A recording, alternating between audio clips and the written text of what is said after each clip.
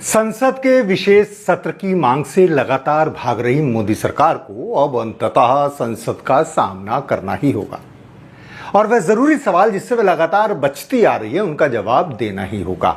21 जुलाई से संसद का मानसून सत्र शुरू हो रहा है और घमासान तय है।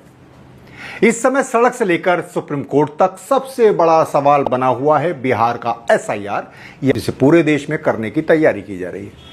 विपक्ष ने इस सवाल पर सरकार की घेराबंदी की पूरी तैयारी कर ली है और अब तो सरकार की सहयोगी चंद्रबाबू नायडू की TDP ने भी SIR पर सवाल उठा दिए हैं और चुनाव आयोग से भी जवाब मांगा है।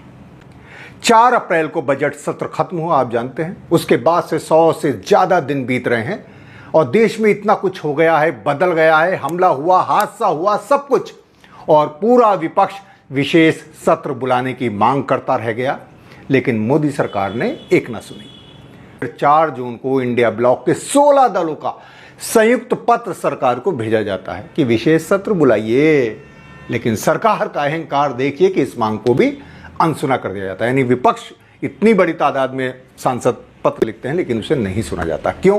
क्योंकि संसद में सरकार को पूरी जिम्मेदारी से आधिकारिक जवाब देना पड़ता है, जबकि रैली हो, जनसभा हो, गोदी मीडिया हो, इस पर एक छूट रहती है कि जो मन में आए वो बोले, घर जाएं तो कुछ और बोल दे, यू टर्न ले लें।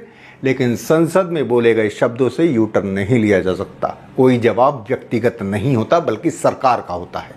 हालांकि वहां भी अब सवालों के जवाब से बचने के लिए इधर उधर की लफबाजी और जुमलेबाजी होने लगी है और फिर दोष मढ़ने के लिए नेहरू जी तो हैं ही मोदी जी के प्रिय। 21 जुलाई से सत्र शुरू हो रहा है जो 21 अगस्त तक चलेगा। इसमें सरकार कुल 8 नए विधेयक पेश करने जा रही है। तो इसके अलावा जम्मू कश्मीर को पूर्ण राज्य का दर्जा देने की मांग ये बहुत समय से लंबित है, इसे फिर उठाया है।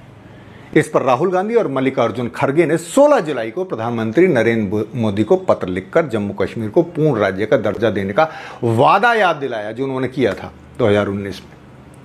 इसके साथ ही लद्दाख को संविधान की 6ठी अनुसूची में शामिल करने की भी मांग है। आपको याद है, इसको लेकर सोनम वांगचुक की अगुवाई में लद्दाख में बड़ा आंदोलन हुआ जो दिल्ली तक की पद यात्रा की गई। कांग्रेस महासचिव जयराम रमेश ने 2 टूक कहा है कि जब सरकार और विपक्ष के बीच आम सहमति होगी तभी संसद ठीक से चलेगी और यह आम सहमति बनाने की जिम्मेदारी किसकी है? ये सरकार की होती है। यही जयराम रमेश कह रहे हैं। उन्होंने कहा कि लोकतंत्र में विपक्ष जो मुद्दे उठाता है उसके लिए भी रास्ते निकालने होते हैं। लोकतंत्र में एक तंत्र का तोप नहीं चलाया जाता।